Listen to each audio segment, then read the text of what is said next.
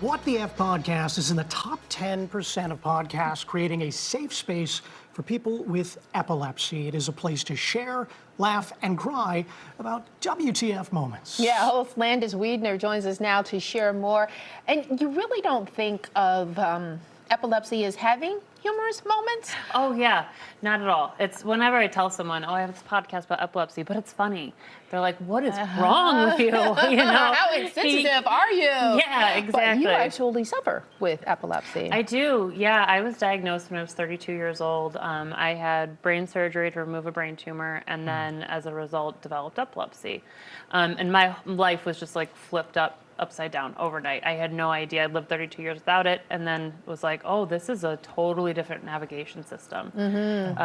Single, living alone, just trying to figure it out by myself, and I was really looking for anyone who could relate, anyone who could understand. We've got pictures of your journey right now. Can you talk to, for folks out there who do not know about it, can you give us an idea of what it is and sort of the spectrum involved? Sure, yeah. I'm only laughing at, sure, I can tell you the spectrum because the spectrum is huge. Is it? So for me, you know, it took several years of having EEGs, which is electrodes glued to your head, which sometimes don't really provide any information whatsoever, and trying to find the right medicine. Right now, I'm finally at a point where I'm having seizures about once or twice a month, which is very good for me. Some people become seizure-free, and that's even better for them, and that's amazing. But the thing is that there's more than one type of seizure, and I think that's one of the biggest misconceptions is that we see in television and movies like the convulsing seizure, which is very common and is a seizure, but there's 39 other seizures that are out there. You know, people can be walking around in a daze and having a seizure. People can be talking and having a seizure. And it's just one of those things that's very nuanced for every single person. Oh, my goodness. Yeah. Well, a lot of people say they learn through humor.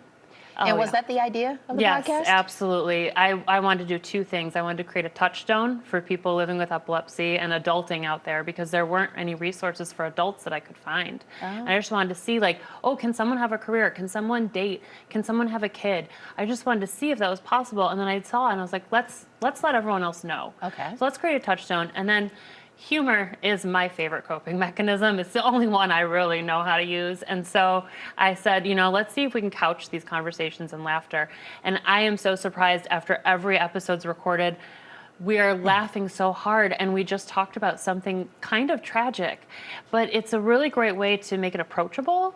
And I hear from listeners a lot that they feel seen, and that is really what I am trying to do, is just make people feel seen and less alone. And so many people tuning into your podcast, they should know, maybe more common than people think. If I got 20 or 30 people in a room, what are the odds that someone has this? 1 in 26 people have epilepsy.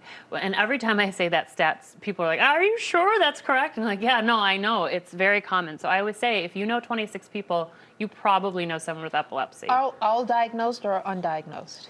That's a great question, and I feel like it's above my pay grade. Okay. But go to epilepsy.com. Because people can absolutely have it and not 100%. know. And that goes, some people go years without a diagnosis. Oh my goodness, they just think something's wrong with them. Right, or that they're crazy. Yeah. You know, or that, you know, they're being disruptive or something. Yeah. Okay. Through the podcast, what has the connection been like to people out there who are sharing their stories and talking with you about this? I mean, it's been absolutely incredible. Like, I leave every recording and I say, oh my God, that was the best recording ever. And my husband says, you say that every time. Oh, wow. But it's just because I think that connection, it's very hard to find in the epilepsy community because people are afraid to share their epilepsy, and reasonably so. There's so much discrimination, even though it's illegal, in jobs, in dating, and then there's just so many more difficulties, like when you're trying to have a child or something. And so it's something that not everyone is forthright about, and when they are, it seems like very freeing. And let's round this out. Your story came full circle. You did find that love that you were looking for, because you mentioned you were 32, single, living by yourself, and now you said you're married. Yes, I got married this year. We eloped on Leap Day and then flew to Jamaica the next day. Whoa, and way to go.